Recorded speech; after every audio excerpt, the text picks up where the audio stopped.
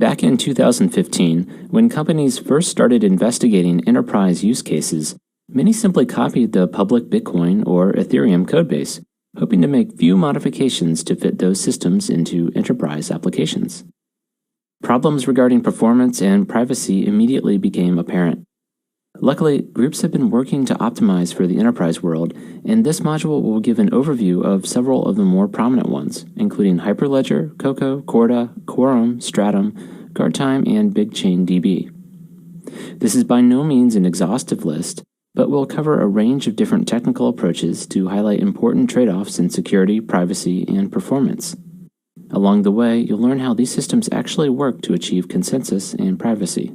I'll conclude the course with some comments on what are still controversial topics, including public versus private blockchains, and whether a private blockchain is really more than a distributed database. Before discussing specific projects, I'd like to provide some background on consensus, the key algorithm behind any distributed system. Consensus is the process by which nodes reach agreement or stay in sync with each other, and choices about how this is done profoundly affect a network's performance and security. Interestingly, the main technical innovation of Bitcoin was actually its consensus algorithm, but algorithms used by many modern databases were largely developed in the 1980s and 90s. The benefit that Bitcoin's algorithm and blockchain in general bring to existing consensus algorithms is the ability for peers to work on networks with a lower level of trust. Also, in the case of Bitcoin, open or permissionless networks where anyone can join at will. Even in networks where nodes trust each other, it's surprisingly hard to keep separate nodes in sync with each other. Information packets can get lost, corrupted, and computer clocks might be different. Adding the possibility of external and internal attacks further increases the challenge. I find it useful to consider a concrete example of why consensus is difficult. What if Alice has $100 in her bank account, but mails 2 checks out for $75 to Bob and Carol at the same time? This is known as the double spend problem. The first person to cash a check should get paid, while the second person's check should get rejected since Alice no longer has sufficient funds. With a single bank, it's easy to check whether Alice has already written a check. But in a distributed network, it's much harder.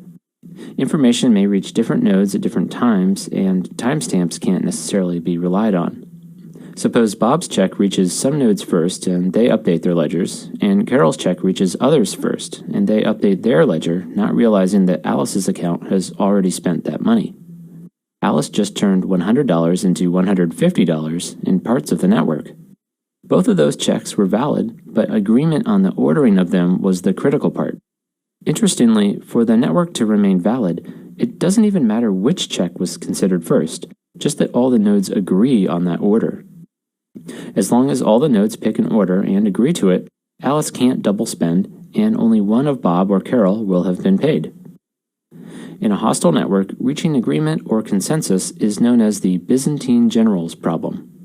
It's based on the story of an army of generals that must all uniformly decide to attack or retreat, as a split effort would lead to an outmatched defeat. Just as with a distributed computer network, coming to agreement is hard, especially if there are traitors in the mix and messengers that might get corrupted. With that intro into the problem of consensus, I'd like to give you a flavor for some of the solutions. I'm going to stay fairly high level, but I think it's useful to peer inside the algorithms to some extent to better understand trade-offs. We've learned that part of getting a distributed group to share a database is to collectively make decisions on transaction order. One way is to simply appoint one leader to decide that order. All transactions are sent to this leader who picks the order and then sends that order back out to all the other nodes. Now, this doesn't mean that the leader can write anything they want to the database. Each node will still verify that transactions are valid themselves. For instance, does the transaction sender have sufficient funds, and are digital signatures that prove authenticity valid? To help spread power, a new leader might be selected every block. In Bitcoin, the leader is decided through a kind of lottery. As transactions are generated by end users, they go into a pending pool. Next, all the nodes operating the Bitcoin network select from these pending transactions and begin competing in the lottery that determines which of their selections will get officially confirmed. To compete, each node tries to solve a special math problem by guessing random numbers. It essentially boils down to rolling dice until you get a number that works. The first node that gets a correct result broadcasts their group of transactions. Other nodes check to make sure this result is correct, along with the validity of the transactions, and then these get added to the end of the blockchain. The algorithm is called proof of work, and because that work costs money in terms of electricity and computers, it's too expensive for any one person to take over the network. While this scheme is an amazing way for a massive group of anonymous people to participate, it's very expensive. Over $10 million of electricity is burned every day at the time of this course. The Ethereum network currently uses proof of work, but plans to switch to proof of stake, where participants have to put up bonds that can be lost if they misbehave. While proof of stake promises a cheaper consensus, there are still open technical questions. While lottery systems provide a powerful way for systems with massive scale to reach consensus, even in hostile networks, they come at another cost: slow finality or settlement, or a long time between when a transaction is created and when it's considered confirmed. It's recommended to wait an hour after sending a Bitcoin transaction, which is problematic for in-store purchases or stock trading, but potentially okay for slower supply chain applications. Let's go back to the leader selection process to see why. All nodes are rolling dice until they get a correct number, and then broadcast a block. Because nodes are spread all over the world, some nodes might not hear about a new block immediately and build on the previous end of the chain. So you might receive multiple blocks at around the same time, which is known as a fork. The general rule is to build on the longest chain, but this is sometimes ambiguous. Worse, the branch you decide to build on might suddenly become replaced by two new blocks on a different branch. A malicious person with a substantial amount of nodes on a network could take advantage of this to replace a transaction, effectively undoing a payment. This is why it's recommended to wait over an hour until a transaction gets buried further into the chain, where it's less likely to change. While Bitcoin's algorithm is scalable and open to anyone, transactions are uncertain initially and take a while to become final. In many applications, this kind of delay is unacceptable. Another type of consensus doesn't have this delay and involves a more immediate voting system. Suppose we have a network of 10 nodes.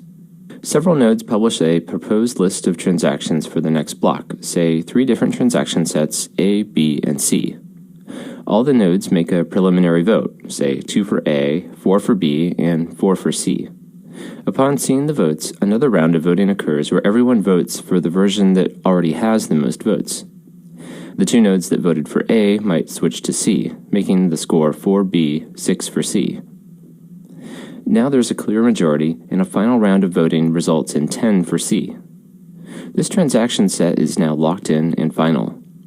The downside is that each node had to talk to every other node multiple times, and this quickly becomes slower as the number of nodes increases.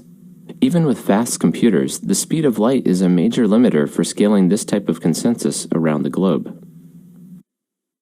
So we start to see some properties of consensus algorithms that we must choose between: openness, scale, transaction finality time, and cost. Voting-based algorithms provide fast finality for small numbers, but slow down as the size of the network grows. Voting algorithms are also less open. Another important characteristic is the ability to handle a certain number of hostile or faulty nodes. Such systems are said to be BFT, or Byzantine fault tolerant, in reference to our Byzantine generals problem. Both of the algorithms I've described, lottery or voting, can be designed to be BFT. Now, most high-performance distributed database systems that power the majority of our web are not BFT, but only crash-tolerant, which means they can only handle nodes losing connections occasionally. These systems are also typically closed and only open to a small number of pre-approved participants. As we'll see next, a wide range of tools now exist that allow you to select trade-offs that best match a given application.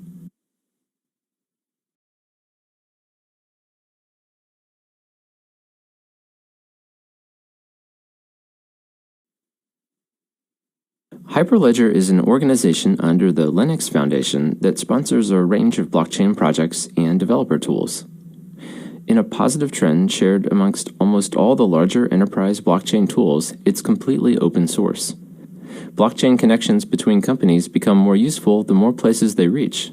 So it makes sense that organizations like Hyperledger promote openness and see collaboration on standards and design decisions. While IBM contributed most of the initial code, there are now over 100 organizations involved, from financial organizations like JP Morgan to technology companies like Intel to automotives including Daimler, stock exchanges, and recently the enterprise software giant SAP. Interestingly, R3 is also a member, another group of financial institutions that have developed their own blockchain solution called Corda that we'll cover later. Hyperledger Fabric is the flagship blockchain project within Hyperledger and recently released a version 1.0 in July of 2017. It directly takes advantage of the protected environment most enterprise chains will run in, offering a consensus algorithm that's fast and scalable, but not Byzantine fault-tolerant, only crash-tolerant. The algorithm is based on the Kafka system originally developed at LinkedIn to handle their massive amount of data flowing to and from numerous applications. Another interesting design choice Hyperledger projects make in general is to separate out verification and ordering. Unlike Bitcoin, where every node verifies every transaction, in Hyperledger, only nodes affected by transactions need to sign off on them. This design choice improves network speed and also makes it easier to plug in different consensus algorithms for the ordering part. And this brings us to some of the other blockchain projects within Hyperledger: Sawtooth, Indy, and Iroha. Sawtooth uses a very special kind of Intel processor to achieve many of the properties of the Bitcoin network, including scalability and BFT, without the large cost of proof of work. The processors have what's known as a TEE, or Trusted Execution Environment. This environment, or protected enclave, provides a protected place for code to run that can't even be touched by the operating system.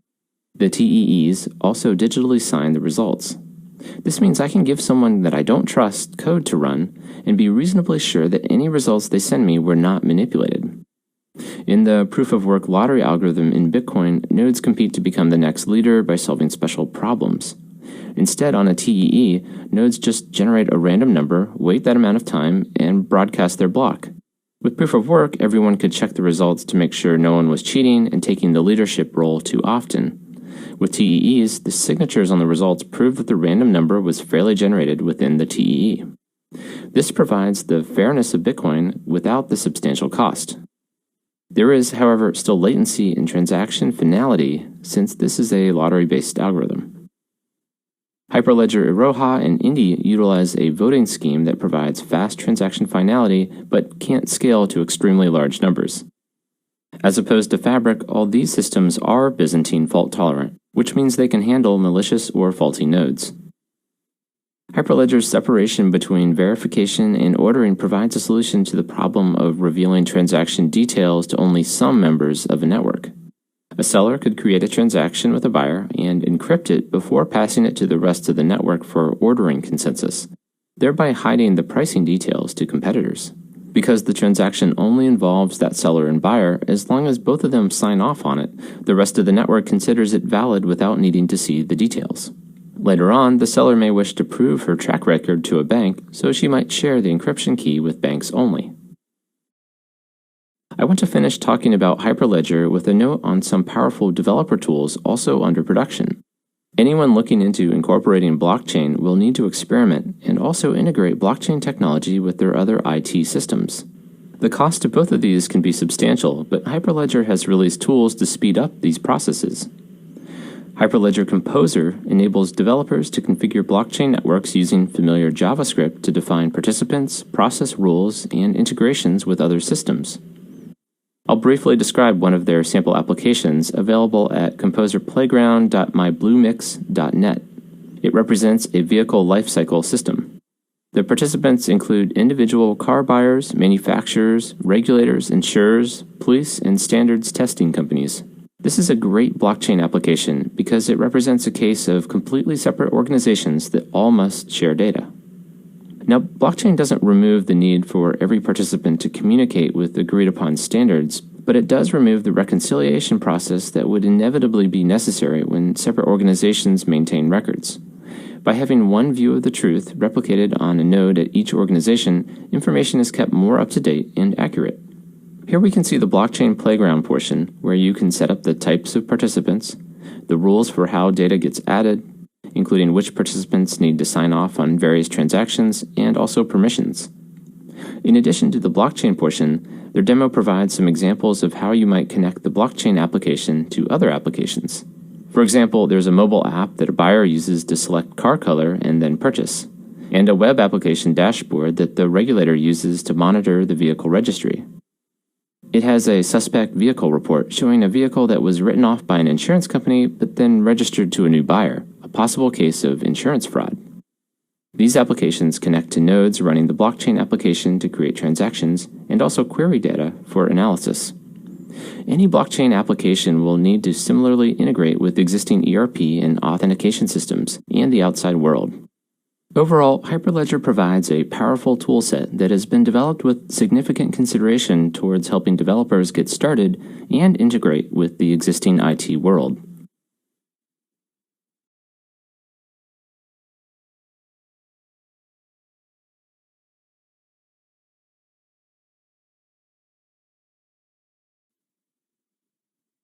Microsoft has recently announced an enterprise-focused blockchain framework that promises performance approaching standard databases, along with substantial privacy enhancements.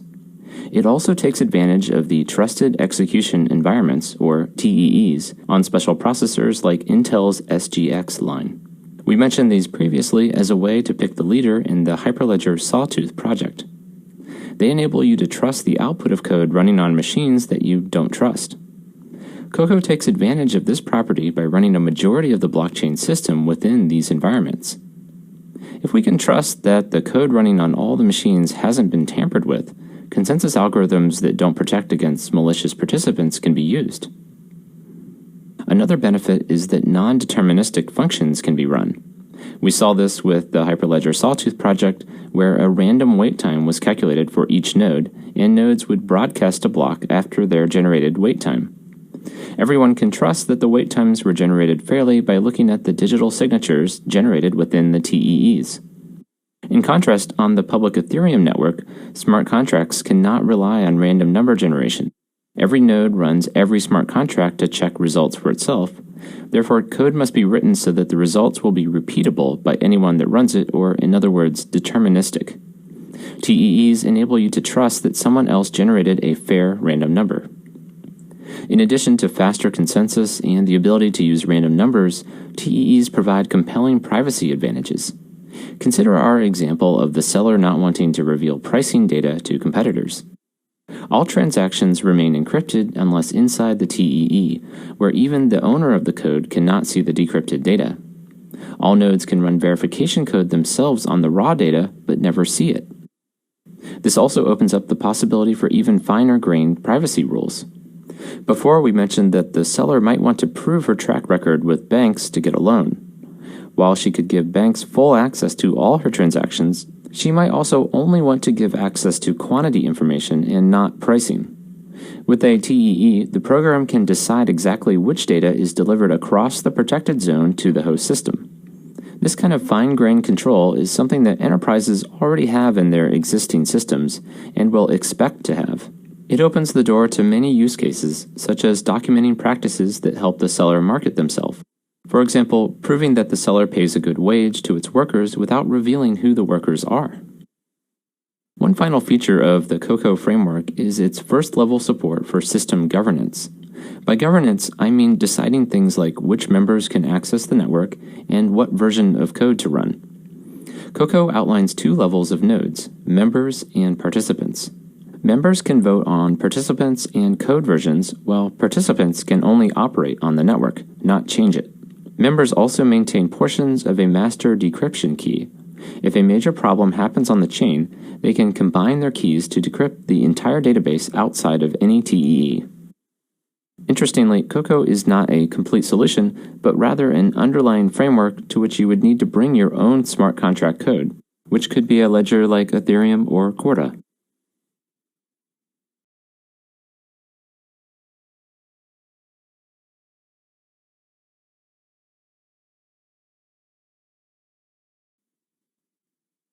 Corda is another open-source blockchain project that focuses on privacy.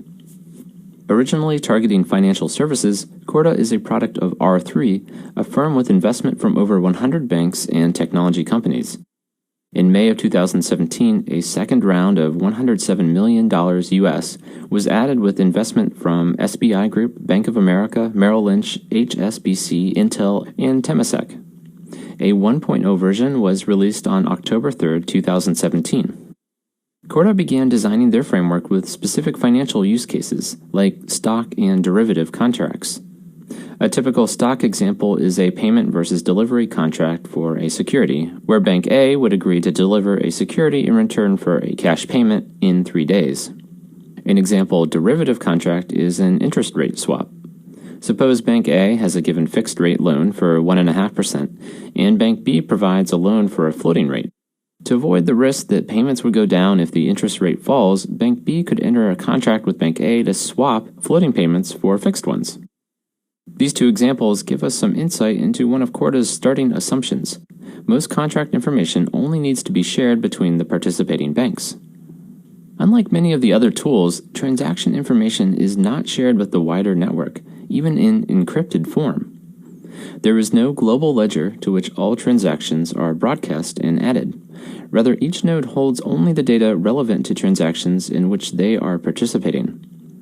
Now, there still needs to be a way for nodes to verify information about transactions. What if Bank A tries to send an asset to both B and C? How would they know it wasn't trying to double spend?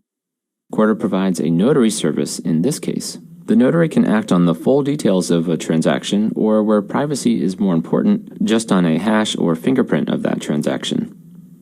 The stronger privacy case does open the possibility for some attacks that would break the network, however. Like many other systems, the consensus algorithm is pluggable, so different users can decide what trade-offs between security and performance they want. Like Hyperledger, Corda also seeks to provide developers with familiar tools to write smart contracts in. Corda uses a Java virtual machine to execute contracts, a very familiar environment for enterprise developers.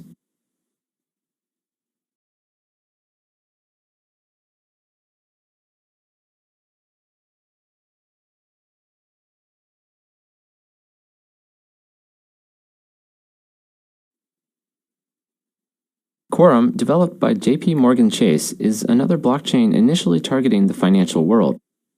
It seeks a similar set of goals as Hyperledger, Corda, and Coco, high performance with privacy rules tailored for an enterprise world. Quorum initially targeted financial problems like long settlement times and providing regulators with a transparent view of risk inside institutions. Unlike the systems I've discussed already, which are largely built from scratch, Quorum is designed to be as close to the public Ethereum network as possible, pulling in updates as public Ethereum evolves. It differs in two main ways from public Ethereum. Quorum supports private transactions and a voting-based consensus mechanism rather than Ethereum's proof-of-work scheme. Quorum does still support public transactions and smart contract execution, but it adds a new class of private transactions and corresponding considerations for consensus on those private transactions. For a private transaction, data is encrypted so that only the nodes party to that transaction can decrypt it and run the internal smart contracts. Other nodes on the network receive a hash of the transactions but cannot run it themselves to verify it. In this manner, nodes will end up with two ledgers, a public one that is generated by running all public transactions, and a private one that's a result of private transactions. Quorum differs from Corda in that all nodes record a hash or fingerprint of every transaction, whereas in Corda, only notaries will be aware of private transactions. The Quorum method ensures a widespread, tamper-proof record that transactions occurred even if the contents are hidden. This concept of only processing and storing relevant transactions is a form of transaction sharding, a technique in the database world where the larger database is stored in pieces rather than fully replicated in every node.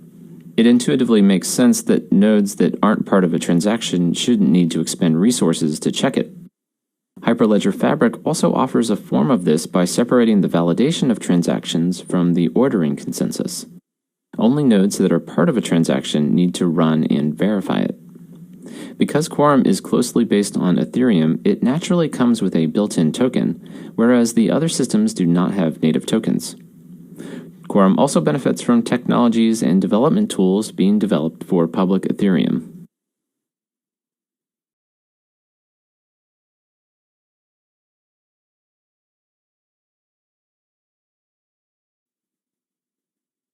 I want to briefly mention these two companies because of their prominence in the space and their focus on the use of the blockchain as a powerful notary service. GuardTime is one of the oldest and largest enterprise blockchain-focused companies, citing over 150 cryptographers on its staff, and having been founded before Bitcoin was introduced to the world.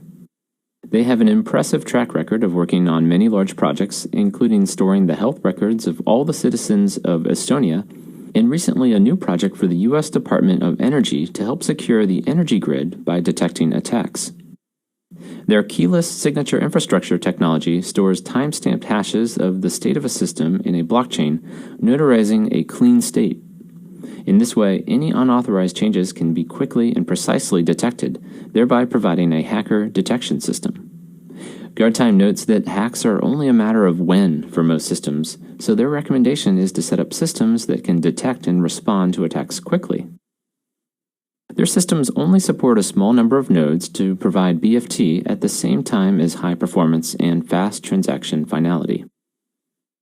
Stratum provides proofs of process, similarly based on hash chains that prove a record of who, what, when, where, and why a process happened. This can be used to prove that an agreement was carried through with a partner, or to prove compliance with regulators. Interestingly, both GuardTime and Stratum systems provide a kind of proof that doesn't reveal any private data.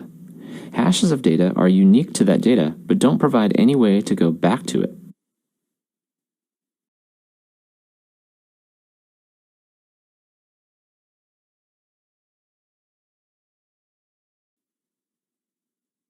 While there are many, many more private blockchain projects focusing on enterprise, I hope this selection gives you a good idea of the different ways groups are approaching blockchain. We see a surprising amount of commonality: open source projects, development tools that are friendly to enterprise developers, high performance requirements, and an emphasis on privacy.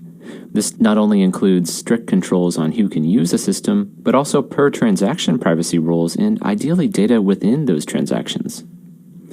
We see there are many trade-offs to be made on the consensus side, the key algorithm that enables distributed nodes to agree on one version of the truth. Smaller networks are easy to make fast and secure enough to handle some faulty or malicious nodes.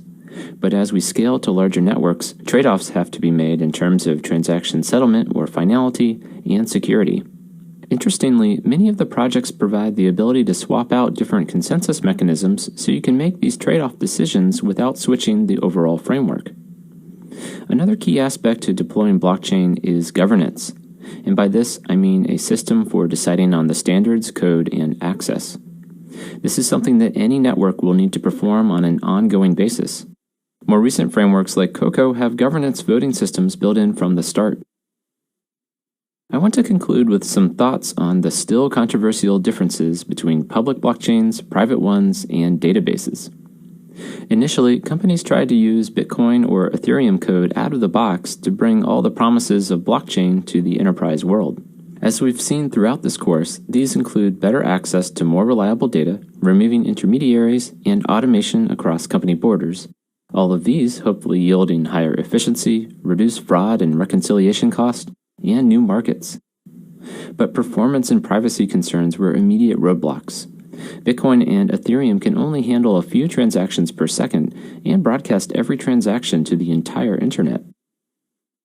So enterprise developers have created their own systems, trading openness and sometimes scale for performance and privacy. But many people argue that by making blockchain systems private, you're fundamentally removing the value provided by public blockchains and are really just putting fancy clothing on existing distributed databases. Now, many of the projects discussed in this course have just been released to the world, so this debate will soon benefit from some real outcome data. But I do think there's some merit in the naysayers' arguments that's worth keeping in mind. In many respects, private blockchains are indeed very close to existing distributed databases. Hyperledger Fabric achieves its high performance by building on top of one of those, the Kafka system. Another company, BigChainDB, made similar design decisions. Rather than try to get a blockchain to perform as fast as a database, they started with a high-performance distributed database and added a blockchain layer on top of it. This blockchain layer requires digital signatures and adds hash chain connections to new data, thereby providing a more immutable and trustworthy record of data than the database would by itself. But there are some aspects of public blockchains that private ones don't share. We mentioned immutability before with the Everledger diamond tracking example. While keeping full transaction details on a private chain, they stored hashes of those transactions on the public Bitcoin network as a way to guarantee those transactions never change. It would be very difficult for a private group of companies to prove to an outsider that data had never changed. This may be even more relevant to regulators who may need to run a node themselves to be assured of data immutability. Another aspect from the public blockchain that enterprises have left behind is a token and currency. Many of the enterprise blockchain projects use this as a bragging point to help separate themselves from the criminal uses of Bitcoin, such as tax evasion and illegal drug buying. But the outlook on tokens is beginning to change. Many companies are crowdsourcing funds in ICOs or initial coin offerings, which provide a new way to connect with hybrid investor customers. In Ethereum, tokens provide powerful incentives to maintain good behavior. In a small network of 5 to 10 entities, the legal system might be sufficient to maintain good behavior, but what about an enterprise network on the supply chain with tens of thousands of participants? Tokens provide a way to easily exchange value that's also programmable. A seller could require a buyer to post a deposit in a smart contract as a form of trustless escrow. In some sense, tokens are already being used by enterprises for things like airline miles or loyalty points or coffee stars. And as we saw with the Grid Plus electricity buying network, tokens can provide a way for companies to reduce custodian risk, giving their users true agency or control. But a user's control depends on the immutability of the network. A single airline can change the formula for how many points are needed to buy a flight, but Grid Plus cannot simply add new ether to its devices without paying for it. Now, I think privacy and performance considerations will outweigh the immutability and token benefits of public networks in the near term, but it's likely public networks will address these issues in the future. There are many technologies under development in public networks that will speed performance. Many of these work by enabling nodes outside of the network to do most of the processing, but providing systems that still ensure that work is valid. We saw some examples of this in Hyperledger by only requiring nodes involved in a transaction to process it. For cases where the entire network does need to check a transaction, check out Lightning Networks, payment channels, and a company called TrueBit. TrueBit is making a game-like checking system where transactions are executed by only a few nodes, but checked by others that get a reward if they find a problem. And on the privacy front, new encryption technology like homomorphic encryption and zero-knowledge proofs provide a way for nodes to check transactions without seeing the raw data. Right now, these methods are limited, but the technology is evolving rapidly. I hope this course has shown you that the characteristics of blockchains are not black and white, but rather sliding scales of performance, security, and privacy. Private blockchains may very well go the way of private intranets in the 1990s, but I believe that is still some time off. I'd like to make a final note on tools making it easier to get started. Blockchain is as new as the internet was when people were still debating whether customers would ever buy things online. So what it is and where it fits are evolving rapidly. Luckily, it's getting easier to test out blockchain to find out where it will shine. Both Microsoft and IBM provide blockchain as a service offerings where you can stand up new blockchains in a single click on their cloud. I showed some of these tools when talking about Hyperledger before, but here is a listing of Microsoft's options, which include Pure Ethereum, Quorum, Hyperledger, and many more. Once you test out your business case, you can run the code in their clouds or on-premise if you don't want to trust a cloud operator. Another great first step is to join a group like Hyperledger or the Enterprise Ethereum Alliance. It's a rapidly moving world. I encourage you to jump aboard to help shape blockchain to fit your business needs. I want to thank the Epicenter podcast for providing immeasurably helpful information on numerous enterprise blockchain projects.